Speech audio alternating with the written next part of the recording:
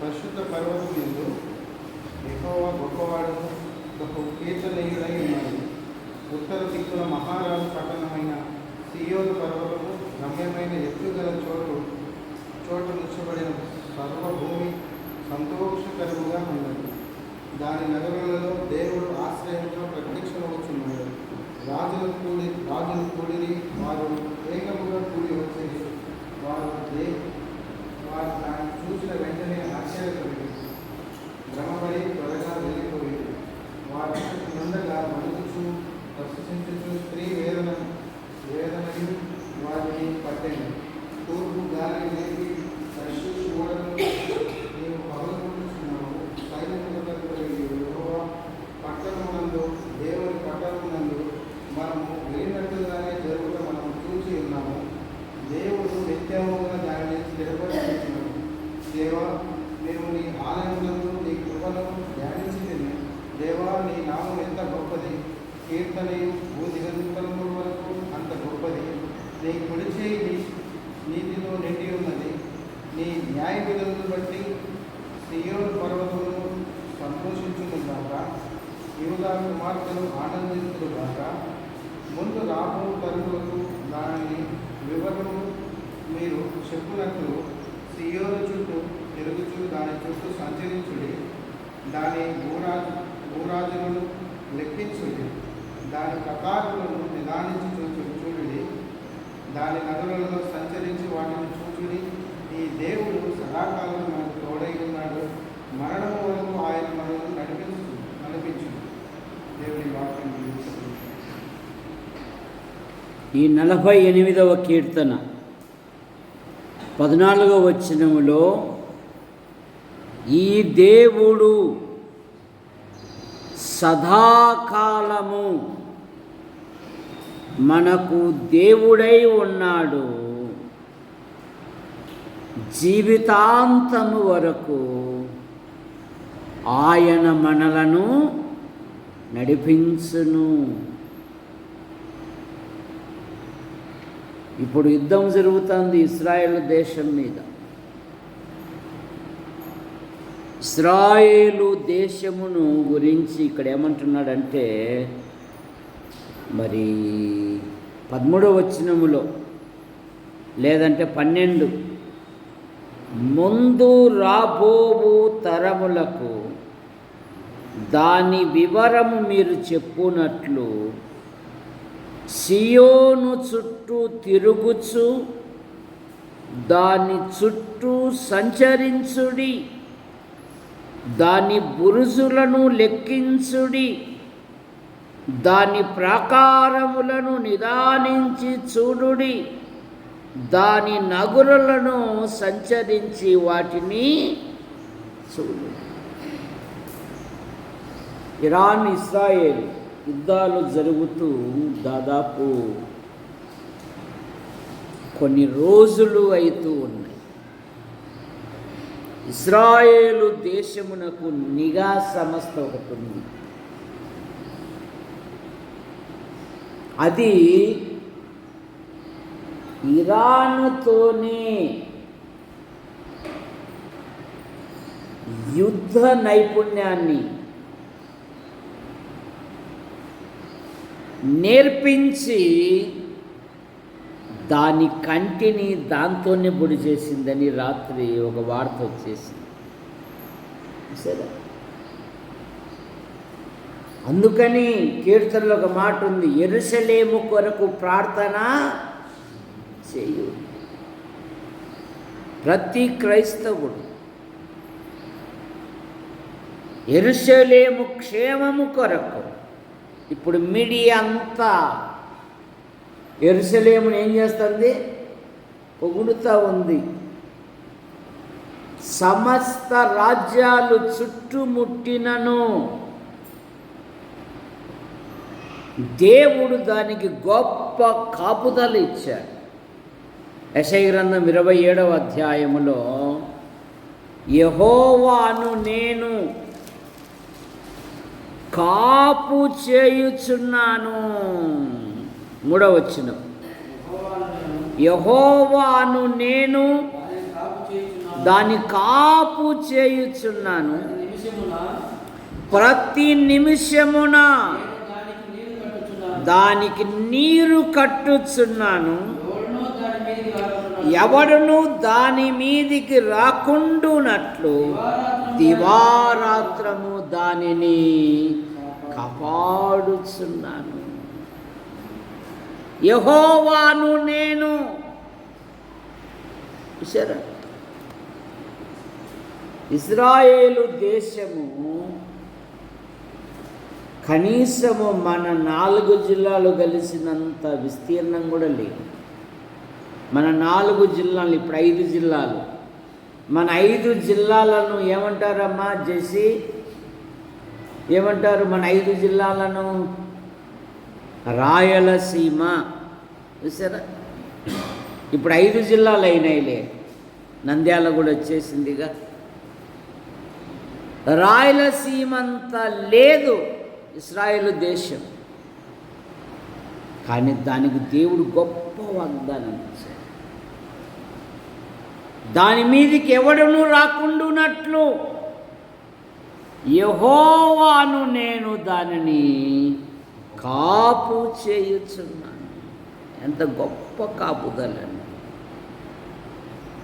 Iran ప్రజలు కూడా ఇప్పుడు ఏం చేస్తున్నారంటే, నడివీధుల్లో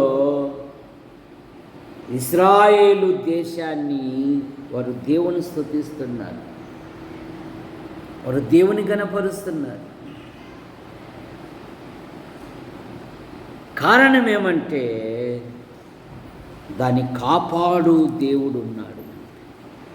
ఇక్కడ అంటున్నాడు, ఈ దేవుడు సదాకాలము మనకు దేవుడై ఉన్నాడు, మరణము వరకు లేదా జీవితాంతము వరకు ఆయన మనలను నడిపించును.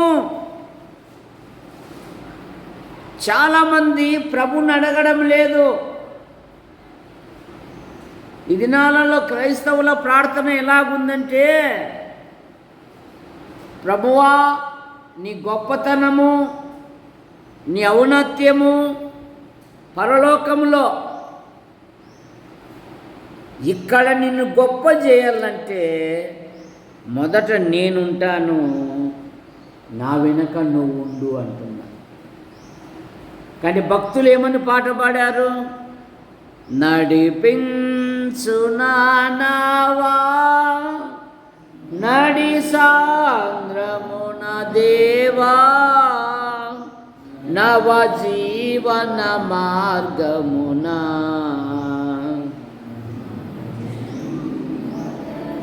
రాజిల్లు నా పడవా, రాత్రంతయు శ్రమ పడినా రాలేదు ప్రభు జయము, రహదారులు వెదకినను ప్రతిఫలము రక్షించు నీ సిలువా, రమణీయ లోతులలో రతనాలను వెదకుటలో రాజిల్లు నడిపించు నా నావా. పూర్వ భక్తులు కుటుంబం అనే నా నావను, నా జీవితమును నీవు నన్ను నడిపించు అని వారు ప్రార్థన చేసేవారు. కానీ ఈనాటి భక్తులు నీ గొప్పతనం అంతా పరలోకంలో, నిన్ను గొప్పగా చేయాలంటే మొదట నన్ను, నా వెనక నువ్వు ఉండు అంటున్నా. కానీ భక్తులైతే వారు ప్రభువును ఘనపరిచారు. బాప్తీసం ఇచ్చి యోహాను ఏమన్నాడు?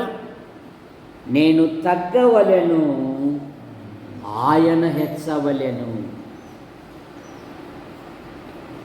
కానీ ఆయనని హెచ్చించేది పోయి వారు తమ్మును తాము హెచ్చించుకుంటున్నారు.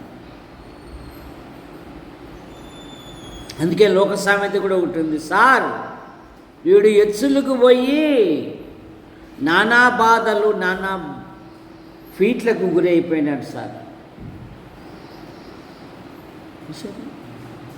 ఈ దేవుడు సదాకాలము మనకు దేవుడై ఉన్నాడు. ఆయన మనలను జీవితాంతం వరకు నడిపించును. ఎలియాజరుకు అబ్రహాము ఒక పని అప్పగించాడు. ఆ పనిని సఫలం చేసినప్పుడు ఎలియాజరు దేవుణ్ణి స్తుతిస్తూ ఉన్నాడండి. ఆదికాండం 24వ అధ్యాయము 48వ వచనం. 24వ అధ్యాయము 48వ వచనము. నా తల వంచి యెహోవాకు మ్రొక్కి అబ్రహామును నా యజమానుని దేవుడైన యెహోవా స్తోత్రం చేసి తిని, ఏలయనగా నా యజమానుని యొక్క సహోదరి కుమార్తెను అతని కుమారునికి తీసుకొని వచ్చునట్లు సరి అయిన మార్గమందు నన్ను నడిపించెను. నన్ను నడిపించెను సరి అయిన మార్గమున. నీ ఆధ్యాత్మిక జీవితములో దేవుడు నన్ను సరి అయిన మార్గమున నడిపించెను అని విశ్వాసి దేవుని స్తుతించాలి, దేవుని ఘనపరచాలి, దేవుని మహిమపరచాలి. దినాలలో అనేకులు ఆయా పనులు ఆరంభిస్తారు, కానీ వారు విఫలమైపోతూ ఉన్నారు. సక్సెస్ కావడం లేదు. నడిపించబడాలి అంటే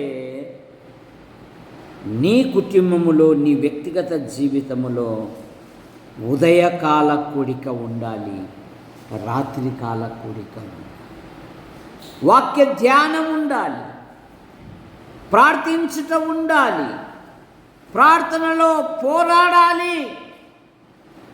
ఇశ్రాయేలుల యాత్రలో నిర్గమకాండం 13వ అధ్యాయము 20-21 వచనాలు. 13వ అధ్యాయము 20-21 వచనాలు. వారు సుక్కోతు నుండి ప్రయాణమైపోవునప్పుడు అరణ్యము దగ్గర ఉన్న ఏతాములో దిగిరి అనా.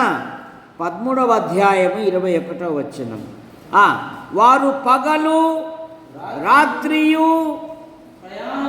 ప్రయాణము చేయునట్లుగా యెహోవా త్రోవలో వారు నడిపించుటకై పగటివేళ మేఘ స్తంభములోను వారికి వెలిగించుటకై రాత్రివేళ అగ్ని స్తంభములో ఉండి వారికి ముందుగా నడుచుచు వచ్చెను. ఆయన ఆయన పగటి వేళ మేఘస్తంభమునైనను, మేఘస్తంభమునైనను రాత్రి వేళ అగ్నిస్తంభమునైనను ప్రజల యొద్ద నుండి తొలగింపలేదు. వారు రాత్రియు పగలయు ప్రయాణము చేయునట్లుగా యెహోవా త్రోవలో వారిని నడిపించుటకై పగటి వేళ ఎలా ఉన్నాడంట? ఆయన మేఘస్తంభములో ఉన్నాడు. రాత్రివేళ అగ్నిస్తంభములో ఉన్నాడు. వారికి ముందుగా ఉండి నీ జీవితములో, నీ కుటుంబములో దేవుడు నీకు ముందుగా ఉండాలి. నేను ముందు కాదు, దేవుడు నీకు ముందుగా ఉంటే నీ ఆధ్యాత్మిక జీవితములో ప్రతి అడ్డంకును, ఆటంకాలను, అధిగమించలేని ఎత్తైన సమస్యలను ఆయన సరళము చేయువాడు. ఆయనని గురించి మీకా గ్రంథం 7వ అధ్యాయం 2వ అధ్యాయము ఆఖరి వచనములో ప్రాకారములను పడగొట్టువాడు వారికి ముందుగా నడుచును. మీకా గ్రంథం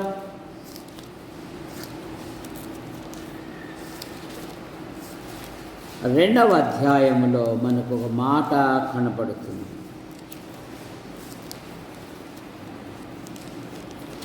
ఆఖరి వచనం 2:13 ప్రాకారములను పడగొట్టువాడు వారికి ముందుగా పోవచ్చు. ఏమంట? ప్రాకారములను పడగొట్టువాడు వారికి ముందుగా పోవచ్చు. వారు గుమ్మములను పడగొట్టి దాని ద్వారా దాటిపోవుదురు. వారి రాజు వారికి ముందుగా నడిపించును. యెహోవా వారికి నాయకుడుగా ఉండును. దేవుడు నీ ఆధ్యాత్మిక జీవితంలో నాయకత్వం వహిస్తే నీ ప్రతి ప్రయత్నము, నీ ప్రతి కార్యము ఆయన ఏం చేస్తాడంటే సఫలము చేయు దేవుడు. వారికి ముందుగా ఉన్నాడు, వారికి తోడుగా ఉన్నాడు. ఎలా ఉన్నాడంట? వారికి తోడుగా. దేవుడు తోడుగా ఉంటే చాలండి. నువ్వు ఏ స్థితిలో ఉన్నా, ఏ పరిస్థితిలో ఉన్నా దేవుడు నిన్ను ఉన్నతమైన వ్యక్తిగా చేస్తాడు. అయితే ఆయన యందు నువ్వు విశ్వాసం ఉంచాలి, ఆయన కొరకు జీవించాలి. 99వ కీర్తన 7వ వచనం మేఘస్తంభములో నుండి వారితో మాట్లాడెను.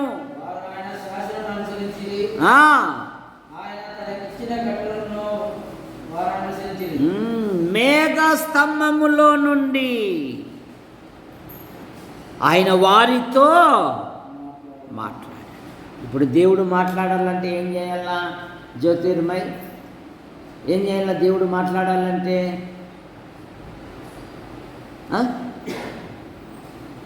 దేవుడు మాట్లాడాలి అంటే, దేవుడు నీతో మాట్లాడాలి అనుకున్నాడు అనుకో, ఇప్పుడు ఏముంది మనకు?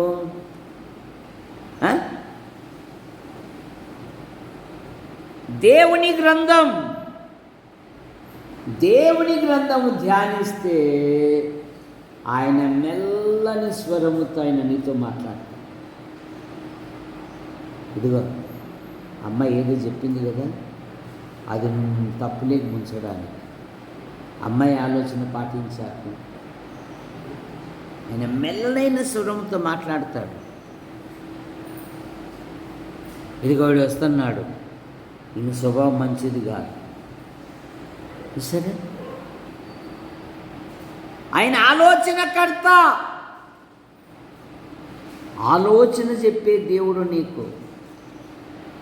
ఈ భ్రష్ట సమాజములో నేను ఎలాగూ జీవించాలని నువ్వు ప్రభువుని అడిగితే ఆయన నీతో మాట్లాడతాడు. ఆయన పగటి వేళ మేఘ స్తంభములోను, రాత్రి వేళ అగ్ని స్తంభములోను వారికి ముందుగా ఉండి, ఎప్పుడైతే దేవుడు నీకు ముందుగా ఉంటాడో నీకేమీ తక్కువ కాదంట.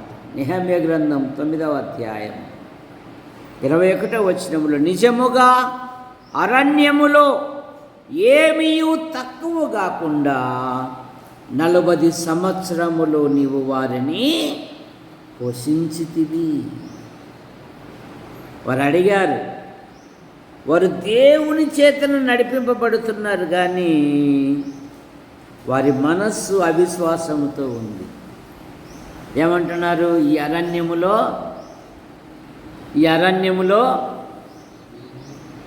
ఇయ్యగలడా, చేయగలడా? చూసారా, దేవుని చేతను నడిపింపబడుతున్నారు, కానీ హృదయము దేవుని ఎదుట సరైనది కాదు. చూడండి కీర్తనలు చూడండి,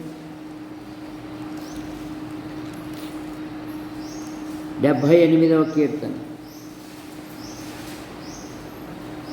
19వ వచనం, ఈ అరణ్యములో దేవుడు భోజనము సిద్ధపరచగలడా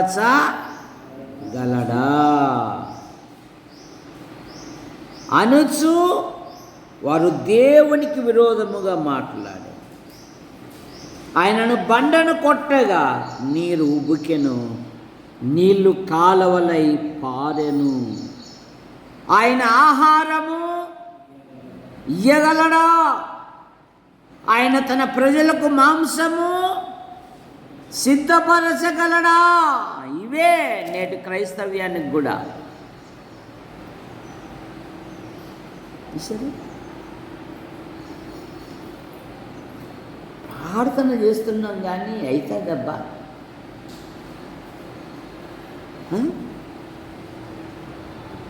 ఏమో నాకు నమ్మకాలు లేవు.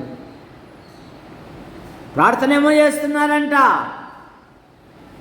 నమ్మకాలైతే ఎవరు వీళ్ళు?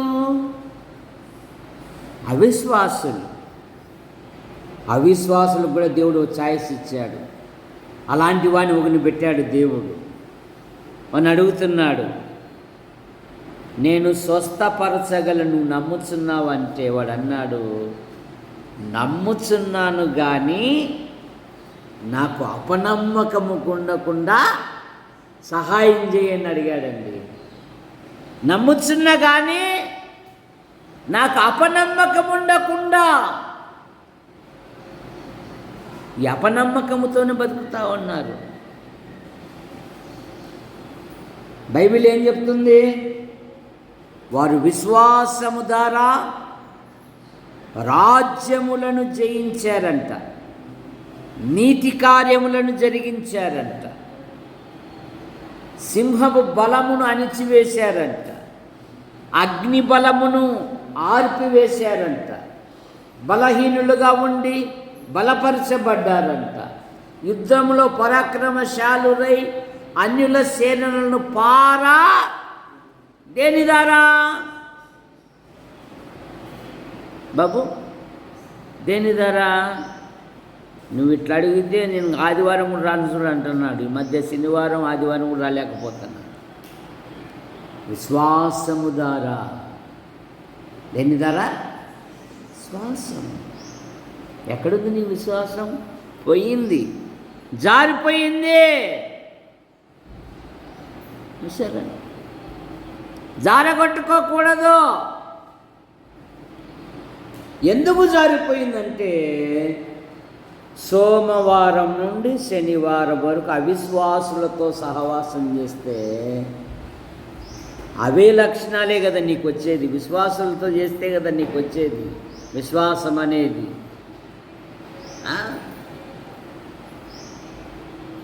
దైవిక విషయాలకైతే సమయం ఖచ్చితంగా పాటించాలా. సొంత విషయాలకైతే ఎంతైనా మాట్లాడుతున్నా కూడా అక్కడ సమయం కూడా పాటించాలి.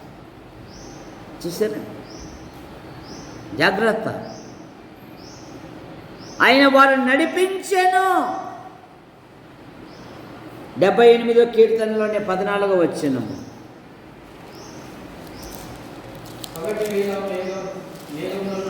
మేఘములో నుండి రాత్రంతయు అగ్ని ప్రకాశములో నుండి అబ్బాబాబా ఆయన వారికి త్రోవ చూపెను. అగ్ని ప్రకాశములో ఆయన వారికి త్రోవ చూపెను. దేవా, నా చిన్న కుటుంబాన్ని మీ రెక్కల కింద ఉంచుకొని కాపాడు. దేవా, ఎన్నో ఆర్థిక సమస్యలు, అవి స్వతహాగా చేయలేదు కానీ నా కుటుంబానికి ఖర్చు పెట్టి ప్రతి సమస్య నుండి అద్భుతమైన విడుదల దయచి. నిజమైన ప్రార్థనా పరులు ఏం చేస్తారంటే వారు సమయాన్ని వృధా చేసుకోరు. వారు మోకాళ్ళుని ప్రతి సమయంలో ప్రభును ప్రభును ప్రభును అడుగుతూనే ఉంటారు. దేవా దేవా దేవా, నీ కృపను దయచి ఈ సమస్య నుండి బయటపడినట్లుగా నీ కృపను అనుగ్రహించు. ఎప్పుడైతే ప్రార్థిస్తావో ఆశ్చర్యకరంగా ప్రతి అవసరము దేవుడు తీరుస్తాడు. 105వ కీర్తన 39వ వచనం. వారికి చాటుగా ఉండుటకై మేఘములను రప్పించెను. రాత్రి వెలిగించుటకై అగ్నిని కలగజేసెను. వారు మనవి చేయగా ఆయన పూరేళ్ళు రప్పించెను. వారు మనవి చేయగా. కనుక ఈ దేవుడు సదాకాలము మనకు దేవుడై ఉన్నాడు. ఇదిగో, నీవు నేను అడగవలసిన మాట ఏంటంటే, నన్ను నడిపించు, నా కుటుంబాన్ని నడిపించు. ఎందుకంటే ఇశ్రాయేలు ప్రజలను ఆయన ఎలాగూ నడిపించాడంటే, మోషేతో అన్నాడు, నా సన్నిధి మీతో కూడా వచ్చును అన్నాడు. నిర్గమకాండం 31వ అధ్యాయము 21, 22 వచనాలు.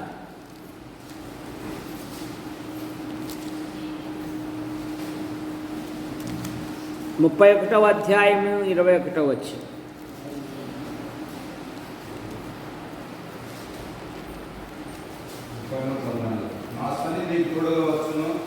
నా సన్నిధి మీకు తోడుగా వచ్చును. నేను మీకు విశ్రాంతిని కలుగజేసేదను. నా సన్నిధి మీకు తోడుగా వచ్చును అని అంటే భక్తుడు ఏమంటున్నాడు చూడండి, నీ సన్నిధి మాతో రాని ఎడలా మమ్మల్ని తోడుకొని పోవాకయ్య. మా అంతటా మేము పోతే మేము ఆధ్యాత్మికంగా నష్టపోతాం. మా అంతటా మేము చేస్తే మాకు సమస్యలు ఎక్కువైపోతాయి. యెహోషువ ఆధ్వర్యములో యెహోషువకు ఎన్నో వాగ్దానాలు ఇచ్చాడు కదా దేవుడు. నేను మోషేకు తోడై ఉండున్నట్లు నీకును తోడుగా ఉండు. మీరు అడుగుపెట్టు ప్రతి స్థలము మీదగును. అలా జయించుకుంటూ వస్తూ ఉన్నారు. 7వ అధ్యాయానికి వచ్చేకల్లే వారు తమ బలమును ఆధారం చేసుకొని దేవుని యొద్ద విచారణ చేయకయే వారు హాయి దేశానికి యుద్ధానికి వెళ్ళారు. అక్కడున్న ప్రజలు దేవుని ప్రజలను వారు ఓడగొట్టారు. ఎప్పుడైతే ఓడగొట్టారో సమస్యలు పరిష్కరించబడాలి అంటే ఆలోచన కాదు ముఖ్యం, ప్రార్థన చేయటం ముఖ్యం. యెహోషువ గ్రంథం 7వ అధ్యాయం. అప్పుడు యెహోషువ ఏం చేస్తున్నాడంటే మోకరిల్లి ప్రార్థిస్తూ ఉన్నాడు. ఏమని ప్రార్థన చేస్తూ ఉన్నాడు? మాకెందుకు ఈ అపజయం జరిగినది, మాకెందుకు ఈ నష్టము కలిగినది. 8వ వచనం, ప్రభువా కనికరించుము. 7:8, ప్రభువా కనికరించుము. ఇశ్రాయేలులు తమ శత్రువుల ఎదుట నిలువలేక వెనుక తిరిగినందుకు నేనేమీ చెప్పగలను. యా, నువ్వేమో ధైర్యపరిచావు కదయ్యా, నేను మోషేకు తోడై ఉండున్నట్లు నీకును తోడై ఉంటానన్నావు కదా. అడుగుపెట్టు ప్రతి స్థలము మీదగును అన్నావు కదా. 9వ వచనం, కనానీయులు ఈ దేశ నివాసులందరూ విని మమ్మను చుట్టుకొని మా పేరు భూమి మీద ఉండకుండా తుడిచివేసిన ఎడల ఘనమైన నీ నామమును గూర్చి నీవేమీ చేయదు అని ప్రార్థింపగా. సమస్యలు పరిష్కరించబడాలంటే ఏం చేయాలా? ప్రార్థన చేయాలి. ఆలోచించకూడదు. ఆలోచిస్తే అనారోగ్యం వస్తుంది. ప్రార్థిస్తే దేవుని శక్తి వస్తుంది. అయ్యా, ఇప్పుడు నీ నామమును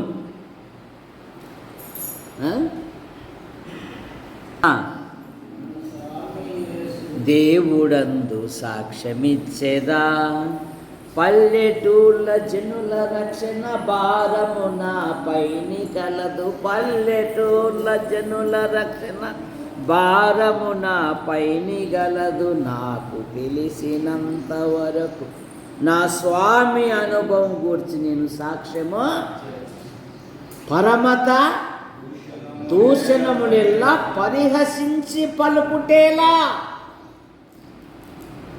అవసరమా?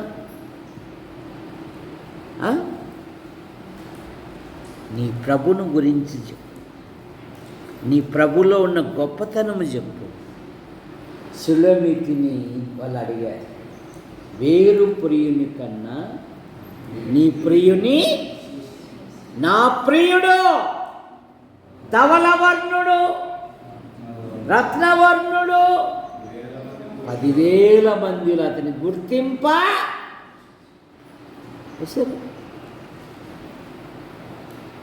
నిన్ను మార్చిన ప్రభు గుణగణాలు చెప్పు.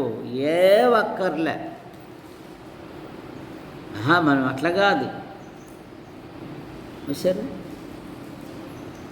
నీ జీవితాన్ని మార్చిన ప్రభు, నిన్ను ఆదుకొనిన ప్రభు, నిన్ను వృద్ధి చేసిన ప్రభు, నీ కుటుంబాన్ని ఆశీర్వదించిన ప్రభు. ప్రభు నమ్మనప్పుడు నీ జీవితం ఎలాగుందో, నమ్మిన తర్వాత ఎలాగూ జీవిస్తున్నావో అవి చెప్పు. అవి మానేసి మే పోతుంది. వాడు కూడా పోతుంది. ఈ చెత్త సంభాషణ మనకు అవసరమా? మన జీవితాలు, మన కుటుంబాలు మనం చూసుకోవడంలే, మనం ఎట్లున్నాము అనేది చూసుకోవడంలే, మనల్ని మనం స్వయ పరీక్ష చేసుకోవడం లేదు. అందుకే పాత నిబంధన భక్తులు కానీ నూతన నిబంధన భక్తులు కానీ ఏమన్నారంటే, నేనును నా ఇంటి వారును. స్వరూపక్క ఈరోజు పొట్టేళ్ళ మాంసం తెచ్చింది, కేజీ 1000 రూపాయలు పెట్టి, 30 కొడుకులకు. మాంసం రుచి రాలేదు, కానీ అందులో వేసిన యాలకలు ఏంటి వేడి యాలకలు యాదాంట్లోకి వేశారు, పాయసానికి కదా సారీ. ఆ దీంట్లోకి ఏం వేశారు? మసాలాలు. శ్వేత బాగా చెప్తారు, రామాజీ శ్వేత. గసగసాలు, చెక్క, లవంగాలు అవి ఉడుకుతూ పక్కింటిళ్ళకు పోయి చెప్తా ఉన్నాయి, పలానోళ్ళ ఇంట్లో మాంసం ఉడుకుతూ ఉంది అని. ప్రభుని గురించి నువ్వు చెప్తే చాలు, ఇతరులు ఆకర్షించబడతారు. ఆ జనుల మధ్య సాక్షిగా ఉంటే చాలు, నీ ప్రవర్తనను బట్టి ఇతరులు కూడా రావడానికి ఇష్టపడతారు. వీడేమో ఆరాధన చేస్తున్నావు, వాడేమో బయటికి పోతేనే బండబుద్ధులు పెడుతున్నావు. చూసారు? వీడేమో ప్రభువుకు నమ్మకంగా ఉంటున్నావు, బయట పోతే అల్లరి చిల్లరగా ఉంటున్నావు. మరి ఎలాగొస్తారు సంఘానికి? ఆది సంఘం ఎలాగుంది? వాళ్ళు చేర్చబడుటను బట్టి అనేకులు చేర్చబడ్డారు. సరే, ఇతరులు నా వలన రావాలి దేవుని మందిరానికి. ఈ వక్రమైన జనములో జ్యోతుల వలె వెలిగింపబడాలి, అప్పుడే ఇతరులు ఆకర్షించబడతారు.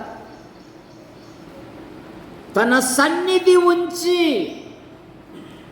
వారిని నడిపించారు. 2వ మాట 31వ కీర్తన 3వ వచనం. నాకున్న నా కోట నీవే. 31వ కీర్తన 3వ వచనం చదువు. నాకున్న నా కోట నీవే. నా కొండ, నా కోట నీవే, నీ నామమును బట్టి త్రోవ చూపి నన్ను నడిపించుము. నా ఆశ్రయదుర్గము నీవే, నన్ను నడిపించుము. భక్తుడు అడుగుతూ ఉన్నాడు, నన్ను నడిపించయ్యా.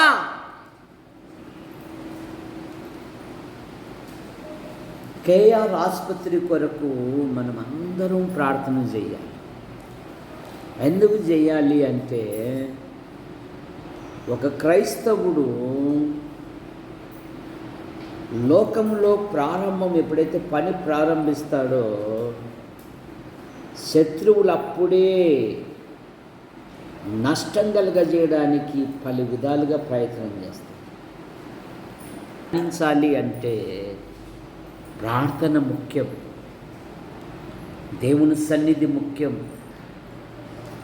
దాని మెయింటెనెన్సే దాదాపు ఒక 70,000 అవుతుంది నెలకు. దాని బాడీకి 50,000 ఎంత. సరే, తల్లిగారేమో ప్రభు దగ్గరికి వెళ్ళిపోయారు, కానీ సారు ధైర్యముతో పని ప్రారంభించాడు గనుక మనం అందరం చేయవలసిన పని ఏంటంటే ప్రార్థన. దేవ, కేఆర్ ఆసుపత్రిని మీరు ఆశీర్వదించండి. అక్కడికి వచ్చే ప్రతి పేషెంటు బాగుపడినట్లుగా నీ కృపను దాయించు. చూసారు? అదొక్క సాయం చేస్తే చాలు, దేవుడు దాన్ని ఆశ్చర్యకరంగా వృద్ధిపరుస్తాడు. ఒక బాడీకే కాదు, అక్కడున్న స్టాఫ్కు, డాక్టర్లకు, ఇవన్నీ చక్కగా సాగిపోవాలంటే ప్రార్థన చేయాలి. భక్తుడు అంటున్నాడు, నా కొండ నీవే, నా కోట నీవే, నీ నామమును బట్టి త్రోవ చూపి నన్ను నడిపించు. ఎందుకంటే నన్ను చిక్కించుకొనుటకై శత్రువులు రహస్యముగా ఒడ్డిన వలలో నుండే నన్ను తప్పించుము, నన్ను నడిపించుము. ఆయన శత్రువుల నుండి ఆశ్చర్యకరంగా తప్పించు దేవుడు. 25వ కీర్తన 5వ వచనం. నన్ను నీ సత్యమును తెలియజేసి నాకు ఉపదేశము చేయుము. నీవే నా రక్షణకర్తవైన దేవుడవు. 9వ వచనం కూడా, నీ న్యాయ విధులను బట్టి ఆయన దీనులు నడిపించును. నన్ను చిక్కించుకొనుటకు. దానియేలు జీవితంలో కూడా అదే కదా.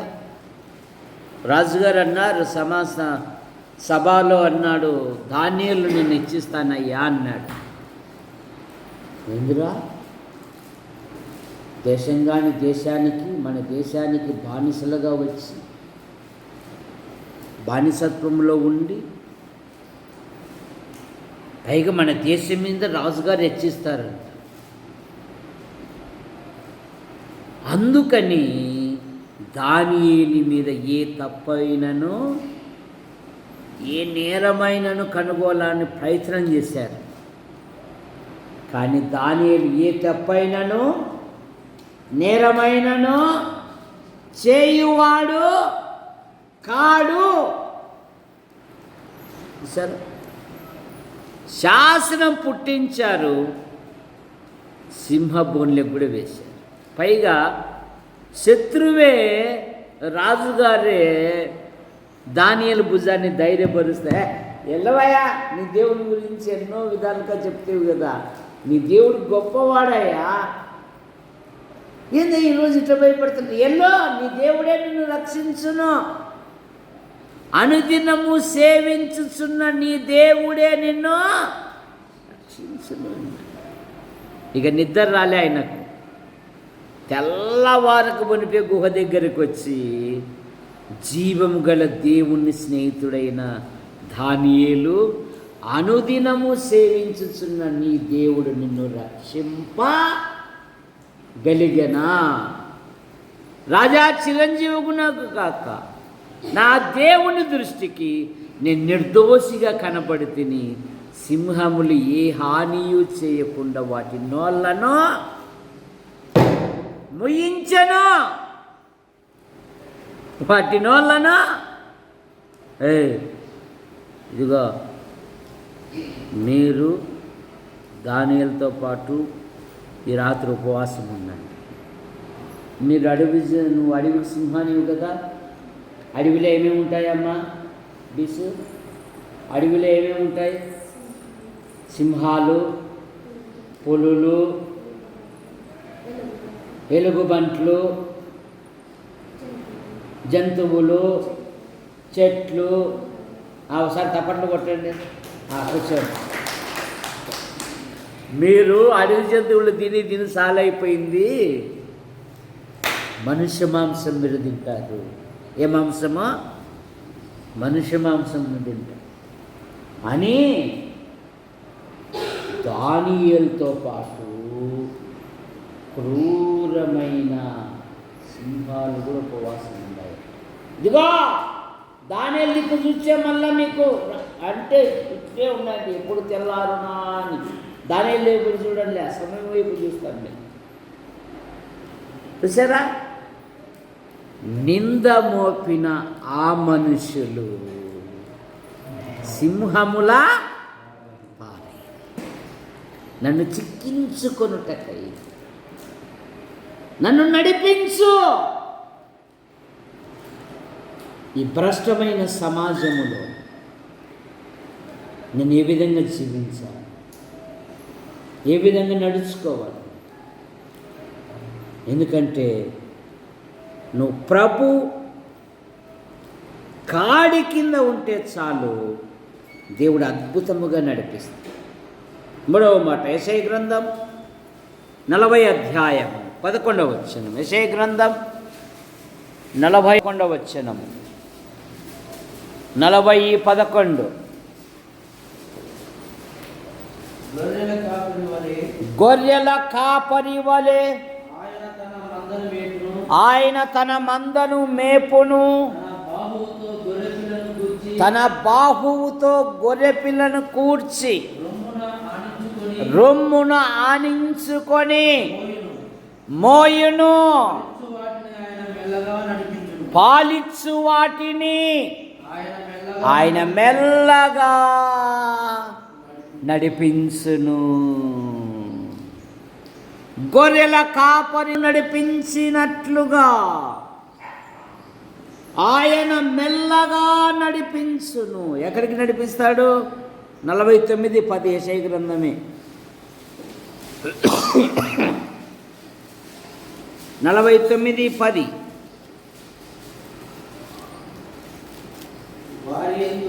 వారి యందు కరుణించువాడు వారిని తోడుకొని పోవును,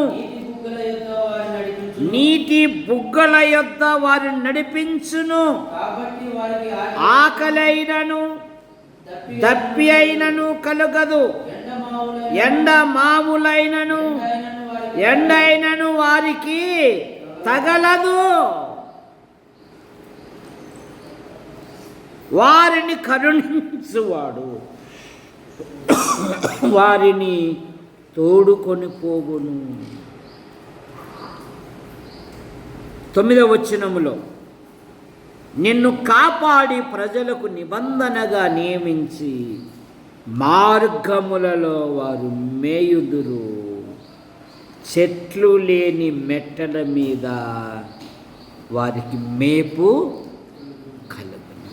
చెట్లు లేని మెట్టల మీద వారిని మెల్లగా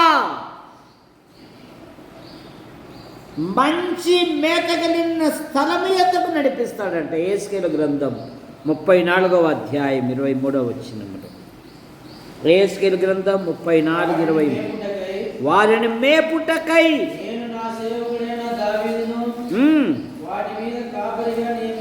నియమించెదను, కాపరిగా ఉండి వాటిని మేపును. వాటిని నడిపించినప్పుడల్లా ఆయన వారికి ముందుగా ఉండి నడిపిస్తాడంట. నీ ఆధ్యాత్మిక జీవితంలో సురక్షితముగా నడిపిస్తాడంట. 78వ కీర్తన 53వ కీర్తన 53వ వచనం.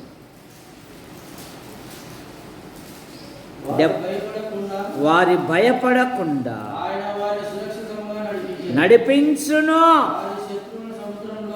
ముంచి వేసెను. వారు భయపడకుండా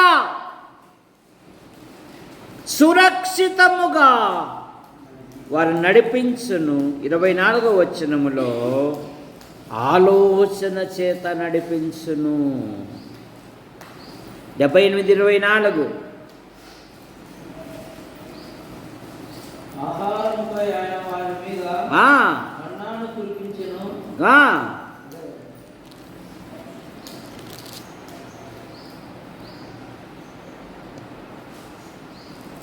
23వ వచనం లేదా చూడండి పైన అక్కడ ఆలోచన చేత నడిపించుననే మాట మనకు దొరుకుతుంది. 78వ కీర్తనలోనే. సరే, ఆయన ఆలోచన చేత నడిపించును, చక్కని త్రోవ నడిపించును, శాంతికరమైన జలముల యొద్దకు నడిపించును. కనుక ఈ దేవుడు సదాకాలము మనకు దేవుడై ఉన్నాడు. జీవిత పర్యంతము ఆయన మనలను నడిపించడం కొరకు ప్రార్థన చేయాలని, అలాగే యోహానంతుడు కుమారుడు ముట్టి స్వస్థపరిచినట్లుగా ప్రార్థన చేయాలని మనం చేస్తాం.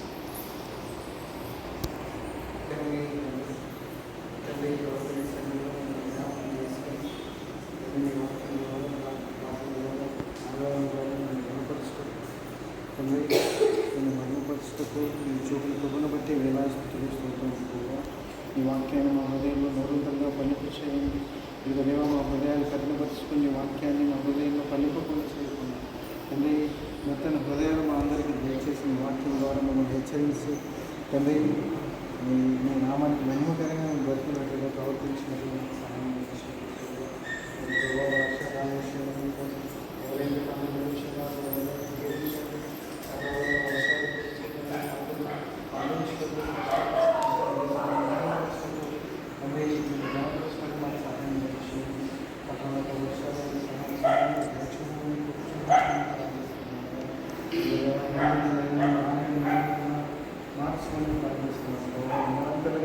వర్షాన్ని కురిపించి తండ్రి పంటలు నూరంతలుగా పండింపజేయమని ప్రార్థిస్తున్నాం ప్రభావ. మరి ముఖ్యంగా జరిగిన కోడికల విషయమై ప్రార్థిస్తున్నాం. ఈ నామానికి మహిమకరంగా తండ్రి జరిగించినందుకు వేలాస్తుతులు స్తోత్రములు ప్రభావ. మరి జరగబోచిన కోడికల విషయంలోనూ, రాబోచిన సిస్టర్ల విషయంలోనూ తండ్రి ప్రయాణంలో మీరే తోడు నడిపించండి. జరగబోచిన కోడికలన్నీ మీకు మహిమకరంగా తండ్రి పిల్లలకు కానీ పెద్దలకు కానీ ప్రతి ఒక్కరితో మాట్లాడండి. కుటుంబంలో కట్టిన విషయంలోనూ తండ్రి పెంచే విషయంలో ప్రతి విషయంలో వాక్యం ద్వారా ప్రార్థన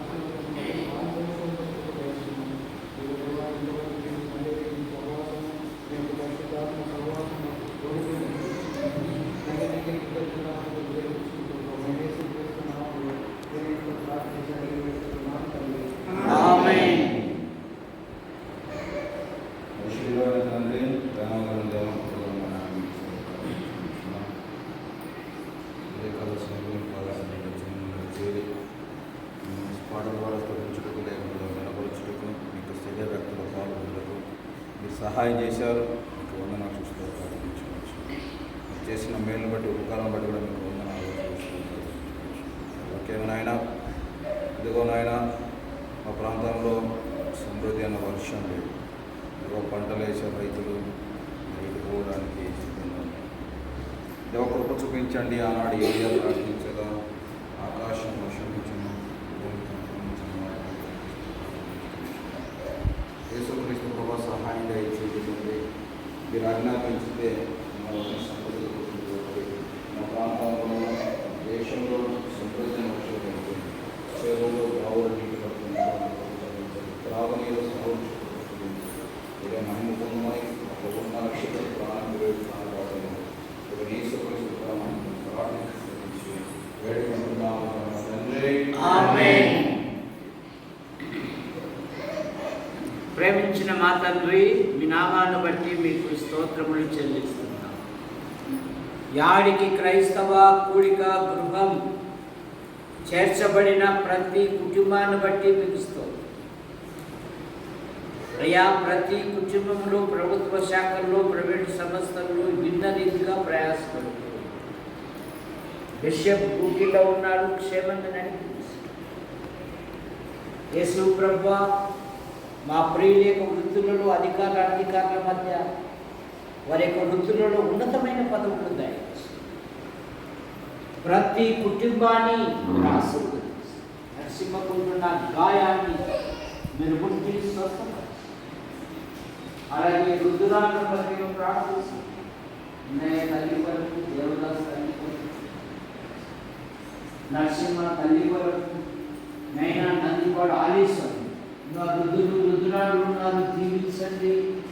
ఎటువంటి బలహీనత గురి కారణంగా కాపాడండి. రాజయ్య పెద్దమ్మ అలాగే యేసుప్రభ దేవదాస్ తల్లిని కూడా దీవించండి. ముఖ్యంగా వర్షం కొరకు ప్రార్థిస్తాం. నైనా నైరుతి ఋతుపవనాలు ప్రవేశించి చాలా రోజులైనాయి. సంపూర్ణమైన వర్షము కురిపించేంత శక్తి మాకు లేదు. ఏలియా మన వంటి స్వభావం గల మనుషుడు వర్షింపకుండునట్లు అతడు ప్రార్థన చేయగా వర్షము పడలేదు. అతడు మరలా ప్రార్థన చేయగా ఆకాశము వర్షమిచ్చిన భూమి తన ఫలం. పొలం కలిగిన వారు విశ్వాసముతో ఒట్టి నేలలో విత్తనాలు జల్లుతున్నారు. కనికరం చూపరు. సముద్రాలను కదిలించండి. బలమైన అల్పపీడనాలు ఏర్పడి బలమైన వర్షాలు పడునట్లుగా పడతాయి. నదులు, చెరువులు, బావులు, వంకలు, వాగులు, చెక్ డ్యాములు, బోర్లు నీటి మట్టం పెరిగినట్లుగా పిడికడి విత్తనములు చేత పట్టుకొని విత్తుచూ పోవాడు సంతోషముతో పనులు మోసుకొని వచ్చుననే మాటలు బట్టి కూడా తెలుస్తాయి. సహాయం పడతాయి. కళాశాల మొదలుకొని నర్సరీ వరకు చదువుతున్న విద్యార్థులను డిఎస్సి పరీక్షలు రాస్తున్నారు, రాయబోతున్నారు. యేసుప్రభు నీట్ పరీక్షలు రాశారు, ఫలితాలు వచ్చాయి. అందును బట్టి ముగిస్తారు. అయ్యా మీ కృపను దయచేయండి. ఉన్నతమైన చదువులు చదివి వివాహాల కొరకు ఉద్యోగాల కొరకు ఎదురు చూస్తున్న బిడ్డలను మీరు దీవించండి. పురుషుల బాత్రూమ్ విషయంలో, ఎదురుగా ఉన్న స్థల విషయంలో, పైన రేకుల సిద్ధి విషయంలో మీకు కూడా దయచేయండి. ఆశిస్తున్నాము. వచ్చే నెల 2వ శనివారం పగలు సహోదరులకు జరిగిపోయే ప్రత్యేకమైన కూడిక జరుగునట్లుగా దయచేయండి. అందుకు కావలసిన సమస్తము మీరు సమకూర్చండి. యేసు ప్రభువా ఈ వారంలో జరిగిపోయే కూడికలు కట్టుపల్లి యోహానంకులు రాజాబాయానికి మీరు పిలుపు తీసుకున్నారు. కుమారుడు సంతానం వారి కుమారుడు శ్రీరామూర్తి గారు గుంటూరు కృష్ణాస్పత్రిలో ఉన్నారు. వైద్య బృందాన్ని ఆయన తీసుకుంటున్న ప్రతి ప్రదార్థము మందును తీర్చండి. పూర్ణారోగ్యం, పూర్ణ శక్తి, చిన్నదానాలు లేవు అనగా మృతురాలు సజీవురాలైన ఆయన బాధ్యత కూడా ఆయన కుమార్తెలు ఉన్నారు, కుమారుడు లేక భవిష్యత్తును మీ సంకల్పాలను ఉద్దేశాలు కట్టుబడి జానైన బాధితులైన బాధ్యతలు గుంటూరు, నంద్యాల, కర్నూలు, యాడికి, కొల్లూరు, కోనసీమ, వ్యాపారాలు నైనా మా దేశాన్ని, ప్రపంచాన్ని చక్కగా పాలన చేయనట్లుగా మా పై అధికారులను మా కొరకు ప్రార్థిస్తూ, మా అవసరాలు తీరుస్తూ మమ్మల్ని ప్రోత్సహిస్తున్న ప్రతి వారిని దీవించండి. రత్నకుమార్ కళ సండే స్కూల్ బృందాన్ని దీవించండి. కళమ్మ ఉద్యోగం చేయాలని ఆశ కలిగి ఉంది. భర్తలో మీరు కార్యం తీసుకెళ్ళండి. మీ కృపను దయచేయండి. దేవా మీకు వందనాలు చెల్లిస్తున్నాను. ఈ దినపు యాత్రలో మీరు మహిమ పొందండి. యూట్యూబ్ ద్వారా వీక్షిస్తున్న ప్రతి వారిని దీవించండి. కేఆర్ ఆసుపత్రిని, సిబ్బందిని, డాక్టర్ గారిని, రాజు గారిని దీవించండి. స్టాఫ్ని దీవించండి. అక్కడికి వచ్చే ప్రతి పేషెంట్ స్వస్థపరచబడినట్లుగా మీకు దయచేయండి. యేసు ప్రభు నామములో ప్రార్థిస్తూ బయలుదేరుతున్నాం తండ్రి. ఆమేన్. అందరికి వందనాలు.